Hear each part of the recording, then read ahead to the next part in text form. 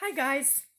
Uh, I am going to be doing a third video in a series of videos that I'm posting about homeschool. And so far I have been talking about the Wisconsin laws about legal homeschooling. The first video I briefly talked about the difference between virtual school at home, where you enroll your student in the public school and you receive the curriculum from the public school, and they are essentially, literally enrolled in public school but doing their work in your home, versus legal homeschool, which is where you become the administrator of your own, essentially a private school. And then yesterday I talked a little bit about what's not legally required of you if you legally homeschool. And also I covered what to do if your child is under the age of 5. So check out those videos if you are interested in those topics. Today I am going to talk about what do you do once you have come to the conclusion that you would indeed like to move forward with your student and your family will now begin legally homeschooling your child. I am getting all this information off of the Wisconsin Parents Association website. You can find this information at homeschooling-wpa.org. And so the very first thing that you should do if your child has previously been enrolled in public school is to write a letter to your school's principal. I did the school administrator and our school's principal, letting them know that you will be homeschooling them, and they will no longer be attending that school, and ask that your child be removed from the school's attendance rolls. You can take a letter to the school, you can mail it. It's recommended that you, in some places that don't recognize homeschool, or the school district has some confusion over what homeschooling laws are, that you actually have the principal or whoever you hand the letter to sign that document so that you have officially notified them and you have record of that. In our school district, I have not had any problem. Our homeschool district is very friendly to homeschoolers up to this point, and they've been very supportive of us as parents and as our family, making the educational choices for our students. So I've been very thankful about that. And I would like to reiterate again the importance of keeping open conversation with the school authorities, and in that way, there's not anything more that you need to do. I don't report my grades to the school district or give them any of my child's work, examples of their work. That's my job now. But as far as what we plan to do, and if I ever have any questions about what school would look like for my child if they decide to return to public school, those kinds of decisions, I think it's important to keep open dialogue with the public school system. So send that letter. I talked in the first video about filling out the PI 1206. The website says that that's the first thing you do. So I would say that's kind of bad wording. It's the most important thing that you have to do, but not necessarily the first thing you have to do. The PI 1206 form is a form that you fill out after the third Friday in September, but before October 15th. And that form is done online. It's filled out online, and that is just notifying the Department of Public Information that you will be educating your child, and you're also agreeing to those legal.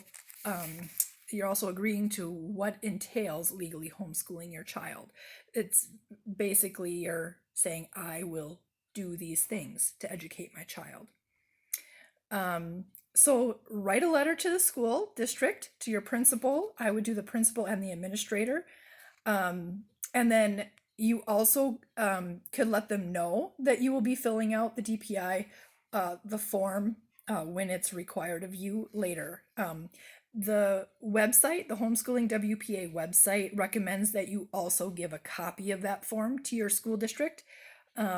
So once you fill out that form, you can print it off. You should print it off and keep that. That is really your proof that you have fulfilled your homeschooling requirement from the state, and you need to keep that document, so that if that's the one thing, if anyone were to come and ask you for information, you can show them that form. Another recommendation that the WPA has is that you keep account of your hours. Um, so the DPI does not have the authority to require you to keep a school calendar, but it is recommended that that is the one proof that you have if you're questioned on what you're doing with your children. The only thing the thing that you need to know is that you are spending those 875 hours in educating your child. And we'll talk more as time goes on and I get more into the details of curriculums, what kinds of educational activities that you can count as educating your child. Let's see. That is really all that I wanted to cover for today. I'm really excited to get into more of the nitty-gritty of homeschooling, but I really wanted to take some time to talk about the legal aspects of homeschooling. It's really important in the state of Wisconsin. The Parents Association has worked really long and hard to have these homeschool freedoms. And so if homeschool families are doing different things or giving more information or less information, not obeying the rules, it really makes it harder for homeschool families to continue to have the freedoms that we have enjoyed for so many years. So giving the correct information, making sure that we're not giving more information or less, making sure that we are educating our children to the best of our ability is what we as parents need to do. Being held accountable for educating our children.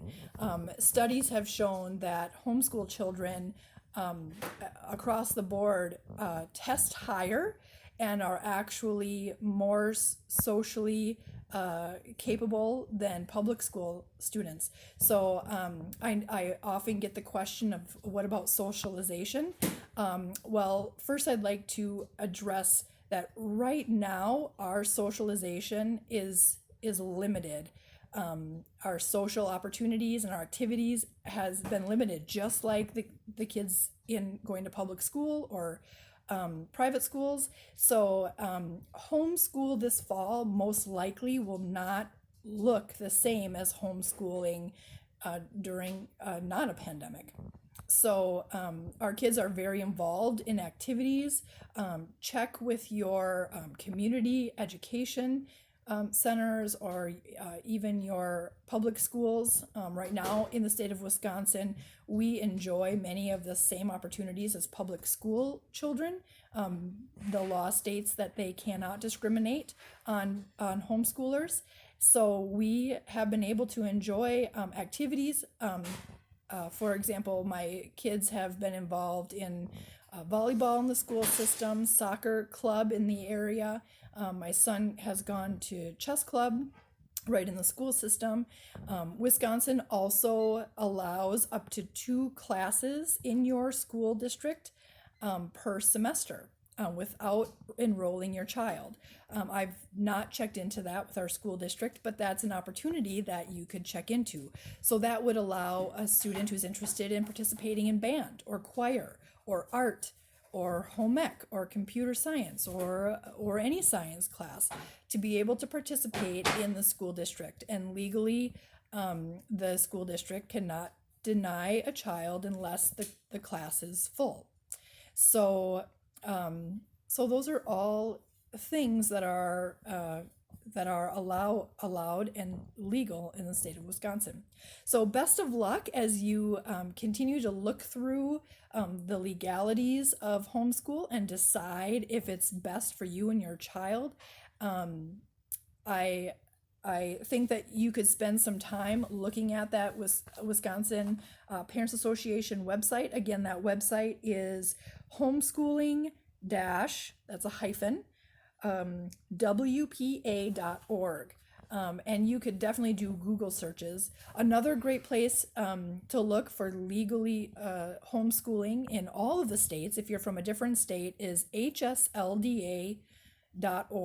They are a Homeschool Legal Defense Association. It's a group of lawyers, and many of them also have homeschooled their children or even were homeschooled themselves and are now working towards homeschoolers' rights across the nation. And they have a number of videos. If you look them up on YouTube, HSLDA, they have tons of great information, documents that you could read. You can even call them to inquire if you have any questions.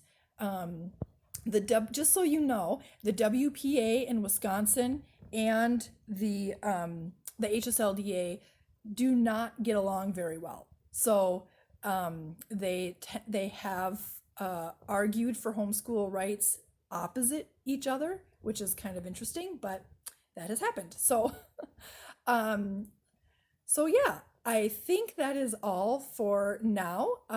In my next videos, I will get into more of curriculum, planning, planning your day, what I found that works to manage my schedule when I'm homeschooling multiple ages, and any other questions that you have for me would be wonderful. Thanks for watching, and I hope these videos are helpful. Talk to you later, guys. Bye.